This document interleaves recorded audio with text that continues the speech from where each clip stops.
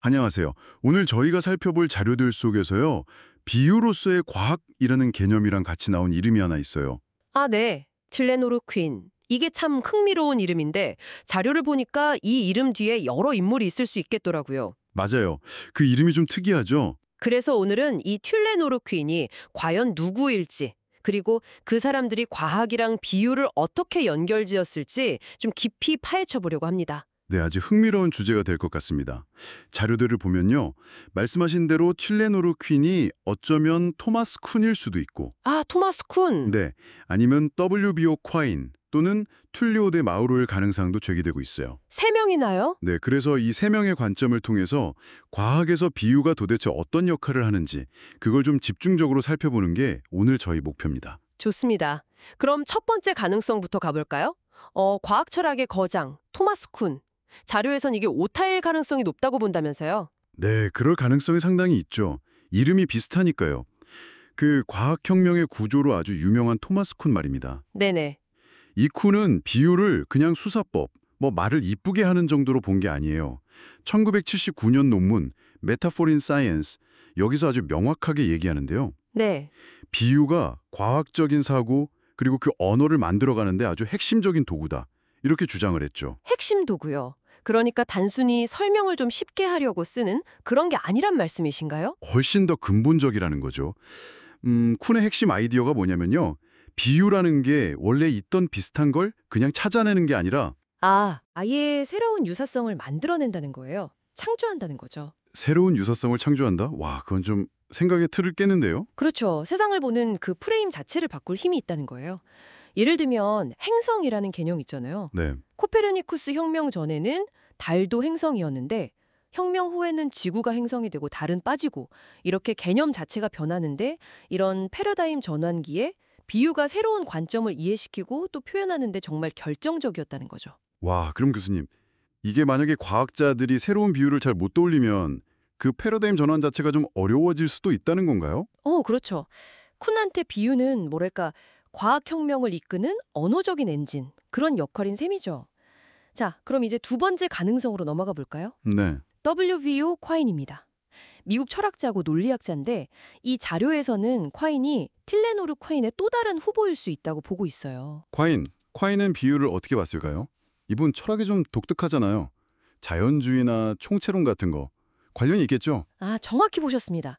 콰인한테는 과학이랑 철학이 뭐 딱 나눠진 게 아니라 하나의 연속선상이 있었거든요. 네. 그래서 지식체계 전체를 설명하려고 아주 강력한 비유들을 즐겨 썼어요. 그중에 대표적인 게 지식의 직물, 영어로는 fabric of knowledge 비유인데요. 직물이요? 옷감 같은 거요? 네, 과학 이론 전체가 마치 거대한 옷감처럼 서로 막 얽혀 있다는 거예요. 그래서 우리가 경험하는 것들은 실 하나하나가 아니라 이 옷감 전체, 즉 지식 네트워크 전체를 통해서 검증된다는 거죠. 이게 바로 그 유명한 총체론입니다. 아하.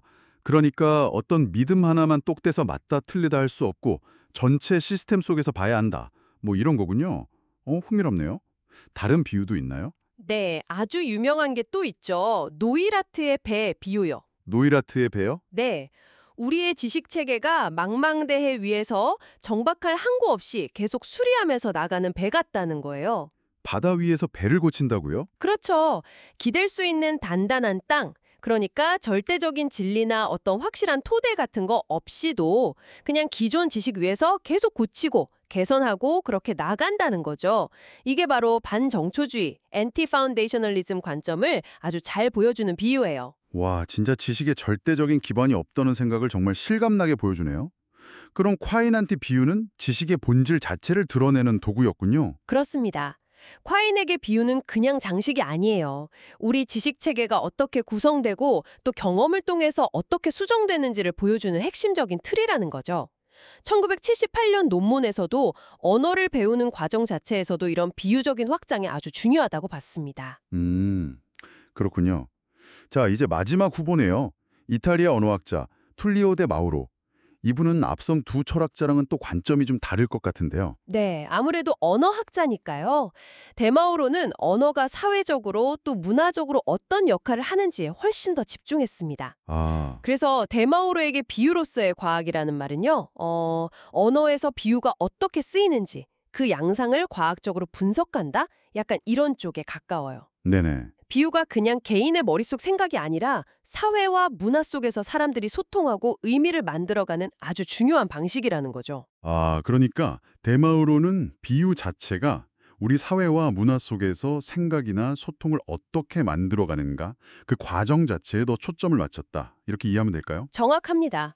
언어, 특히 비유는요, 단순히 상상력이나 인식을 표현하는 도구일 뿐만 아니라 우리가 세상을 이해하고 또 서로 소통하는 그 방식 자체를 형성하는 사회문화적인 힘이다. 이렇게 본 겁니다. 이야, 정말 흥미로운 여정이었습니다. 틸레노르 퀸이라는 이름 하나에서 시작해서 토마스 쿤, 콰인, 데마우로까지 비유를 바라보는 세 가지 다른 렌즈를 경험한 기분이네요. 네, 한번 정리를 해보자면요. 오늘 살펴본 이 세 사상가 모두 물론 자료에 제시된 해석에 따른다면요. 네네. 비유가 단순한 꾸민말이 아니라 지식을 만들거나 과학혁명을 일으키거나 혹은 사회적으로 소통하는 데 있어서 아주 핵심적인 요소라고 봤다는 공통점이 있습니다. 물론 강조점은 조금씩 달랐죠.